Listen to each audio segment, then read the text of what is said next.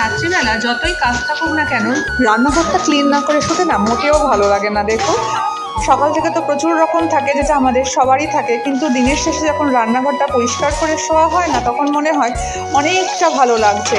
আগে হয়তো এগুলো এতটা বুঝতাম না, অতটা গুরুত্বও দিতাম না, কিন্তু যত দিন যাচ্ছে, যত সংসারের প্রতি দায়িত্ব বেড়ে যাচ্ছে, আস্তে আস্তে সেই সব জিনিসগুলো না এখন মনে হয় এগুলো করে শুতে বেশ ভালো লাগে। বাড়িতে দেখতাম মা করতো, বিয়ের পর শাশুড়ি মাকে দেখতাম, তখন প্রথম প্রথম মনে হতো এত কি দরকার আছে, কিন্তু এখন যত সংসারের বয়স বাড়ছে তত মনে হয় হ্যাঁ একটু দরকার হয়তো কোথাও গিয়ে থেকেই যায়।